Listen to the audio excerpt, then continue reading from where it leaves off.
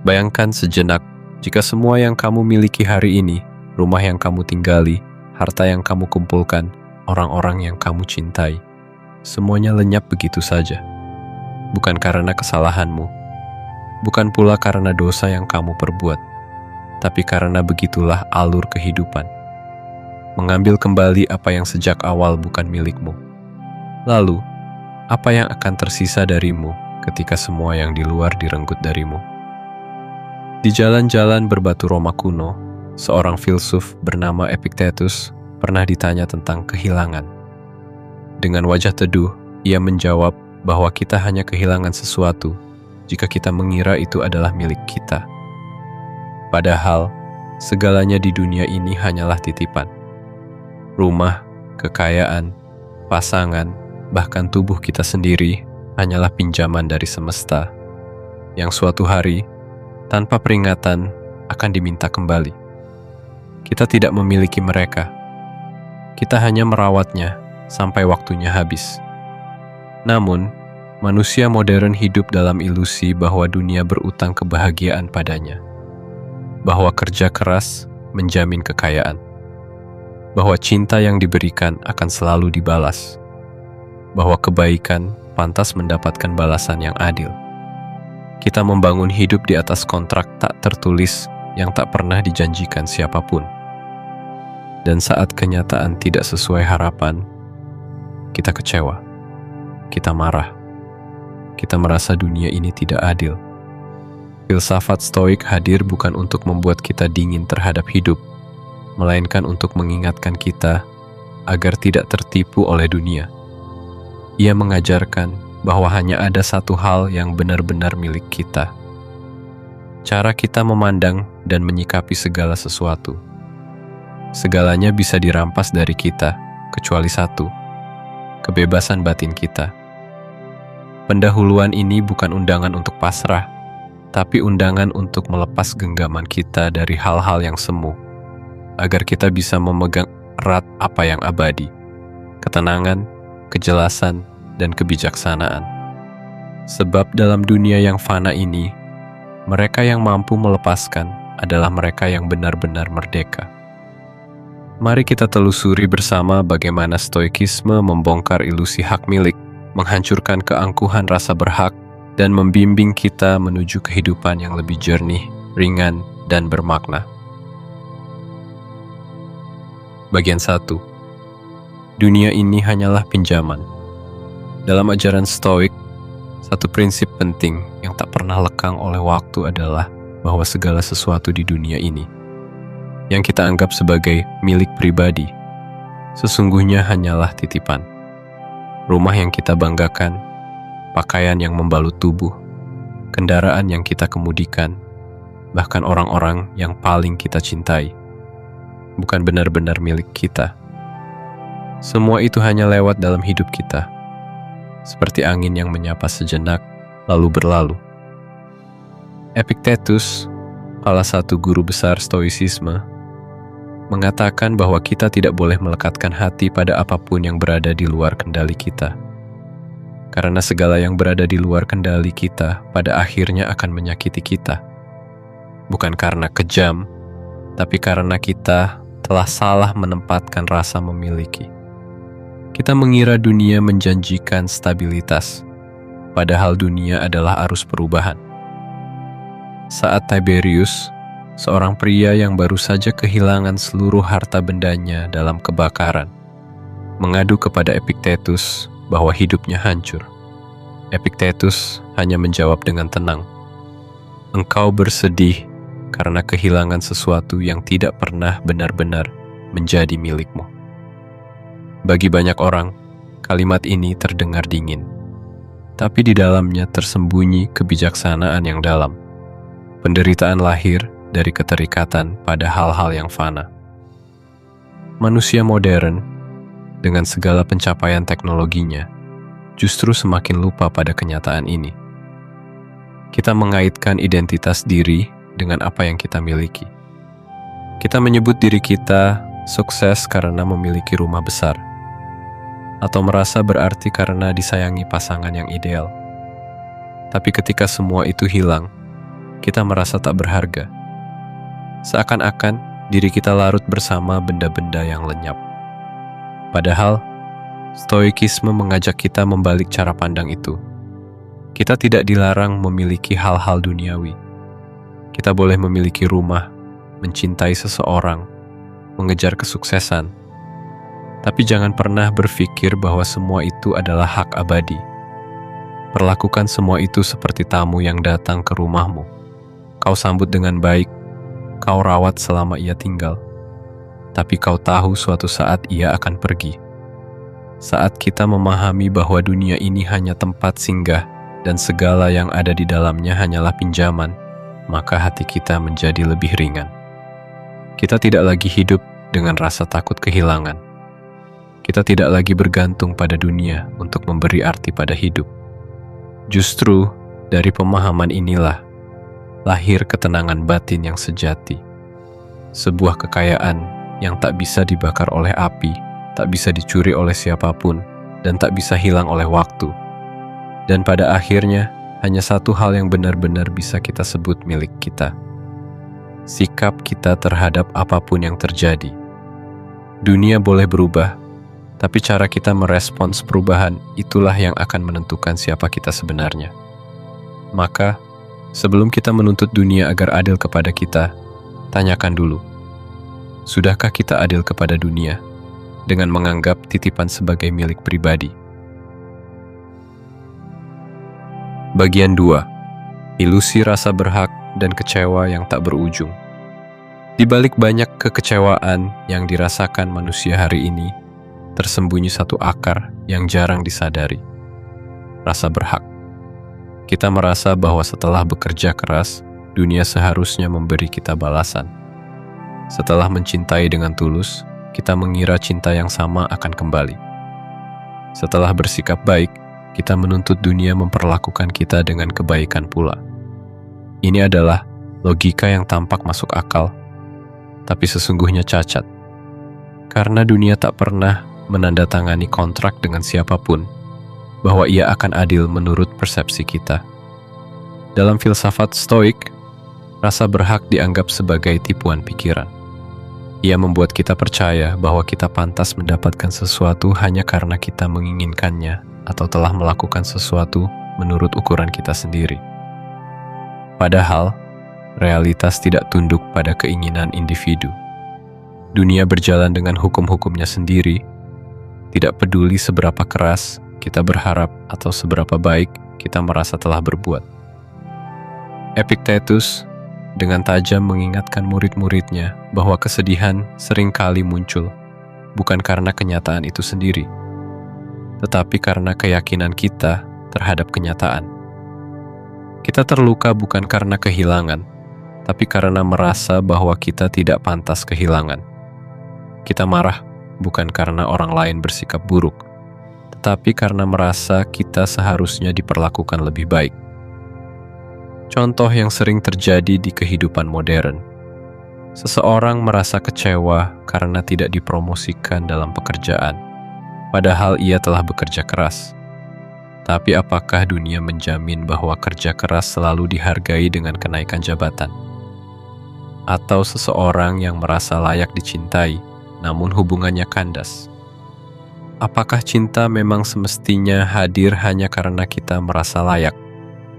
Rasa berhak menciptakan jurang antara harapan dan kenyataan, dan di sanalah penderitaan bertumbuh. Filsafat Stoik mengajarkan kita untuk menghapus ilusi bahwa dunia berutang sesuatu kepada kita. Sebaliknya, kita diajak untuk hidup berdasarkan prinsip. Lakukan yang terbaik, tapi lepaskan keinginan atas hasilnya. Bertindaklah dengan integritas, bukan untuk mengundang balasan, tapi karena itu adalah pilihan yang selaras dengan kebajikan. Dengan cara ini, kita tidak lagi menjadi budak harapan. Kita tidak lagi terluka karena merasa ditolak oleh dunia. Kita menjadi pribadi yang tangguh, karena tak satu pun di luar diri kita dapat mengguncang batin kita. Kita tetap tenang, bukan karena dunia memperlakukan kita dengan sempurna, tapi karena kita telah melepaskan tuntutan agar dunia selalu sejalan dengan keinginan kita. Dan disinilah letak kebebasan sejati. Saat kita berhenti menuntut dunia berubah untuk kita dan mulai mengubah diri agar tetap damai, apapun yang terjadi. Bagian 3. Melepaskan keterikatan, menemukan kekuatan.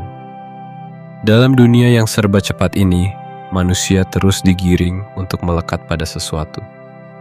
Kita diajari sejak kecil bahwa identitas kita dibentuk oleh apa yang kita miliki. Barang, jabatan, pasangan, pujian, hingga pengikut di media sosial. Kita menyandarkan harga diri pada sesuatu yang di luar diri.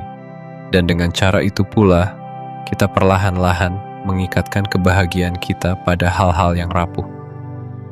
Namun para filsuf Stoik justru mengajarkan sebaliknya. Semakin kita menggenggam erat sesuatu yang tidak berada dalam kendali kita, semakin besar kemungkinan kita menderita saat kehilangannya. Karena itu, melepaskan keterikatan bukanlah bentuk kekalahan, melainkan langkah menuju kebebasan batin. Lihatlah kisah seorang senator Romawi dalam tulisan Seneca. Lahir dari keluarga kaya, hidupnya dikelilingi oleh kemewahan. Tapi dalam hatinya, ia tahu bahwa semua itu bisa hilang sewaktu-waktu. Maka ia memutuskan untuk hidup sederhana selama beberapa waktu. Makan hanya dengan roti dan sup lentil, minum air cuka, mengenakan pakaian lusuh.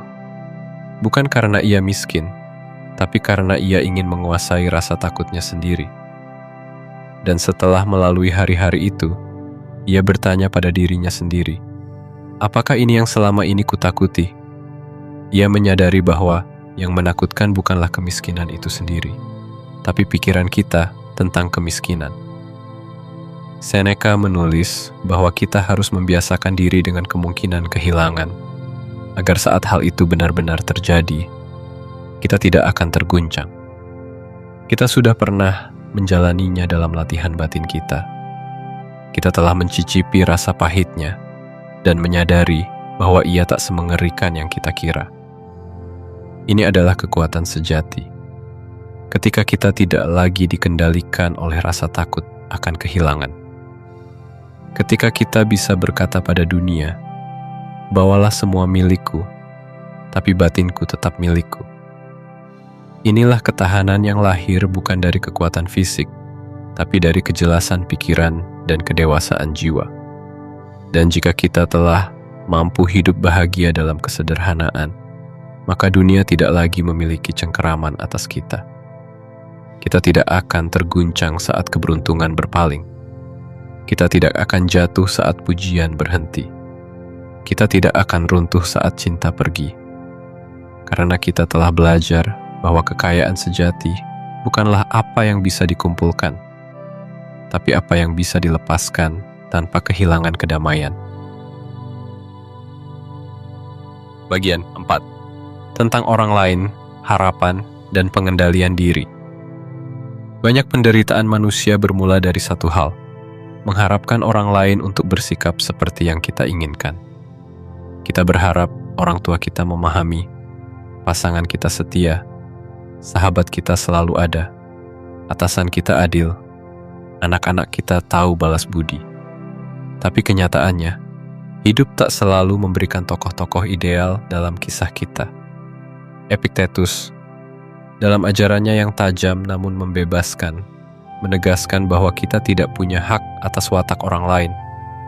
Kita tidak berhak memiliki orang tua yang bijak, saudara yang penyayang, atau pasangan yang sempurna. Kita hanya memiliki satu kewajiban, menjalankan peran kita sendiri dengan sebaik mungkin, terlepas dari bagaimana orang lain memainkan perannya. Seorang murid pernah mengeluh pada Epictetus, ayahku kejam dan saudaraku tidak adil. Sang filsuf menjawab, apakah kau dilahirkan untuk memiliki ayah yang baik? Tidak, kau hanya dilahirkan untuk memiliki seorang ayah. Apakah saudaramu berlaku tidak adil? Jangan pikirkan ketidakadilannya, tapi ingatlah bahwa dia adalah saudaramu. Tugasmu bukan menilai dia, tapi menjaga jiwamu tetap tenang. Kebanyakan dari kita tidak hanya ingin dicintai, tapi juga ingin dicintai dengan cara tertentu. Kita tidak hanya ingin dimengerti, tapi ingin dimengerti tanpa harus menjelaskan apapun. Dan ketika orang lain tidak mampu memenuhi ekspektasi ini, kita merasa ditolak, terluka, dan kecewa. Padahal, luka itu muncul karena kita telah menyerahkan kedamaian batin kita ke tangan orang lain. Stoikisme menawarkan jalan keluar yang kuat. Ambil kembali kendali atas batinmu. Jangan serahkan emosimu pada tindakan orang lain. Mereka bebas berbuat sesuka hati mereka, dan kamu bebas untuk tetap tenang. Ini bukan sikap dingin, tapi sikap dewasa. Kesadaran bahwa kita hanya bertanggung jawab atas diri sendiri, bukan atas apa yang orang lain lakukan terhadap kita. Jika seseorang menyakitimu dengan kata-kata atau tindakan, tanyakan pada dirimu, apakah itu benar-benar menyakitimu, atau kamu sendirilah yang memutuskan untuk terluka? Epictetus berkata, bukan orang yang memukul atau menghina yang menyakitimu, tapi penilaianmu sendiri bahwa itu adalah sebuah luka. Dengan cara pandang ini, kita belajar untuk tidak lagi hidup reaktif. Kita belajar mengembangkan pengendalian diri yang mendalam, yang tidak bergantung pada perilaku orang lain. Dan disinilah kekuatan sejati lahir. Bukan dari kemampuan mengubah orang lain, tapi dari kemampuan tidak tergoyahkan oleh siapapun. Bagian 5. Menghargai yang ada, bukan meratapi yang tiada. Di tengah keinginan yang tak berkesudahan, kita sering lupa. Hidup ini sudah lebih dari cukup. Tapi karena rasa berhak meracuni hati, kita lebih sibuk menghitung apa yang belum kita miliki, dibanding mensyukuri apa yang telah lama ada di sisi. Lihatlah sekeliling. Mungkin ada teman yang setia mendengarkan, tubuh yang masih bisa bergerak, udara yang masih bisa dihirup dalam-dalam, atau sejumput ketenangan yang hadir di pagi hari. Tapi karena kita merasa berhak atas sesuatu yang lebih kaya, lebih dipuja, lebih dicintai, kita melewatkan keindahan yang sudah hadir dengan diam. Rasa berhak membuat kita memasang syarat atas kebahagiaan. Kita bilang, aku akan bahagia jika aku punya pasangan seperti ini, pekerjaan seperti itu, tubuh seperti yang diinginkan semua orang. Padahal kebahagiaan sejati tidak tumbuh dari pencapaian, tapi dari kemampuan menikmati hal-hal sederhana tanpa syarat. Seneca, dalam suratnya kepada Lucilius, menulis bahwa salah satu bentuk kenikmatan tertinggi adalah ketika seseorang mampu merasakan sukacita dari sedikit hal. Ketika seseorang telah memangkas kebutuhannya, hingga kebahagiaan tak bisa lagi dirampas oleh dunia. Ia menulis, mari kita biasakan diri dengan kemiskinan, agar kebahagiaan tidak datang sebagai kejutan. Artinya, saat kita terbiasa menghargai yang kecil, maka kehilangan yang besar tak akan mengguncang kita. Karena kita telah menemukan sumber sukacita yang lebih dalam, bukan pada tumpukan harta, tapi pada rasa cukup. Cobalah sejenak untuk melihat kembali hidupmu tanpa kacamata tuntutan. Jangan tanyakan lagi apa yang belum datang, tapi tanyakan apa yang sudah ada, namun belum benar-benar kau syukuri. Bisa jadi kebahagiaan itu tak pernah pergi, hanya saja tertutup oleh daftar keinginan yang tak pernah selesai kau tulis. Dalam dunia yang terus menggoda kita dengan gambaran lebih, Stoikisme mengajak kita kembali kepada intisari hidup, menemukan ketenangan dalam apa yang kita miliki, bukan kegelisahan karena apa yang belum kita genggam. Bagian 6. Menyesuaikan kehendak dengan realitas, bukan sebaliknya. Seringkali, kita hidup dalam konflik batin karena dunia tidak berjalan seperti yang kita inginkan.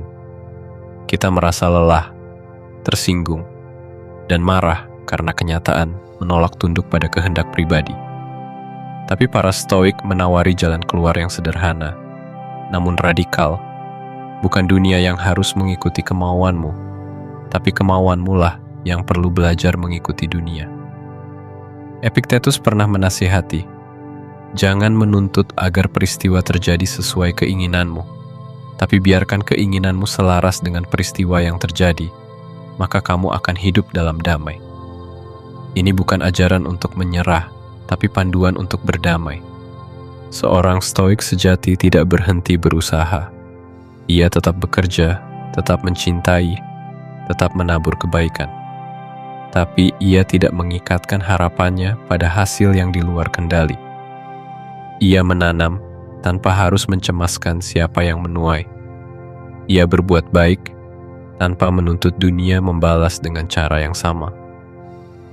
Jika seseorang berlaku kasar, orang Stoik tidak berkata, "Mengapa ia bersikap begitu padaku?" Tapi ia bertanya pada diri sendiri, apa yang bisa kulakukan agar tidak terganggu oleh sikapnya? Jika hidup memberinya kegagalan, ia tidak berkata, "Aku tidak pantas mendapat ini." Tapi ia bertanya, apa pelajaran yang bisa kupetik dari ini? Inilah seni hidup selaras dengan kenyataan. Mengganti keluhan menjadi penerimaan, mengganti tuntutan menjadi pengertian. Bukan berarti kita tidak boleh merasa sedih atau kecewa, tapi kita belajar untuk tidak membiarkan emosi itu mencuri ketenangan kita. Bagi Stoik, ketenangan batin lebih berharga daripada kemenangan sesaat. Karena kemenangan bisa dirampas oleh nasib, tapi ketenangan hanya bisa hilang jika kita sendiri yang melepaskannya.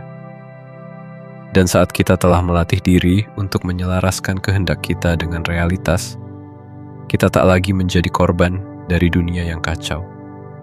Kita berdiri sebagai pribadi yang kokoh di tengah badai, karena fondasi kebahagiaan kita tidak lagi dibangun dari harapan yang rapuh, tapi dari penerimaan yang kuat. Bagian 7. Menyatu dengan semesta, meninggalkan rasa paling berhak. Di puncak pemahaman Stoikisme, kita diajak untuk menembus batas diri dan menyadari satu hal yang agung, bahwa kita bukan pusat semesta, melainkan bagian kecil dari jejaring kehidupan yang luas. Kita hidup berdampingan, terhubung satu sama lain, sebagaimana sel-sel dalam satu tubuh yang besar. Marcus Aurelius, kaisar sekaligus filsuf, pernah menulis dalam Meditations, "Ingatkan dirimu lagi dan lagi bagaimana segala sesuatu saling terhubung, dan bagaimana satu peristiwa bergantung pada peristiwa lainnya." Pandangan ini membongkar akar rasa berhak yang lahir dari pusat ego. Seolah dunia harus tunduk pada kehendak pribadi, seolah hidup ini panggung bagi kepuasan diri semata. Padahal, jika kita benar-benar sadar bahwa kita bagian dari keseluruhan, maka kita akan memahami bahwa menuntut perlakuan istimewa adalah bentuk ketidakseimbangan. Seperti tangan yang menuntut lebih banyak darah daripada yang dibutuhkan jantung lain, atau satu daun yang menuntut lebih banyak sinar matahari daripada cabang yang lain. Keegoisan semacam itu hanya akan mengganggu harmoni keseluruhan. Seneca pernah menulis dalam surat ke-95 bahwa kita semua adalah bagian dari satu tubuh yang besar. Jika satu anggota tubuh terlalu banyak menuntut, ia tidak hanya merusak dirinya sendiri, tapi juga mengganggu seluruh sistem yang menopangnya. Maka, rasa cukup bukan hanya pilihan bijak, tapi bentuk penghormatan pada tatanan semesta. Bayangkan jika semua orang merasa bahwa mereka berhak atas segala sesuatu, atas cinta terbaik, kekayaan terbanyak, kehormatan tertinggi. Dunia ini akan menjadi medan perebutan tanpa akhir.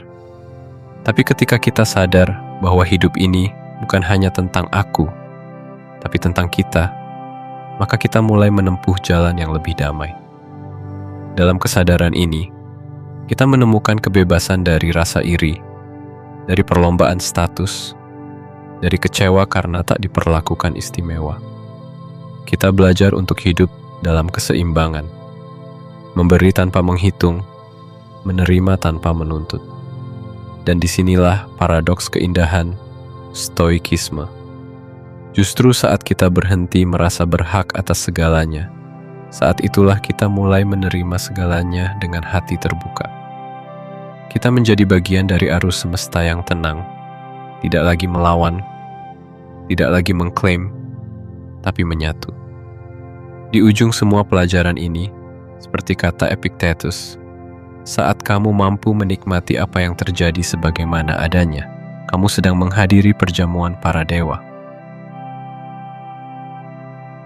Kita lahir ke dunia ini dengan tangan kosong, dan suatu hari nanti akan kembali ke tanah dengan tangan yang sama, tanpa membawa rumah, harta, jabatan, ataupun orang-orang yang kita cintai.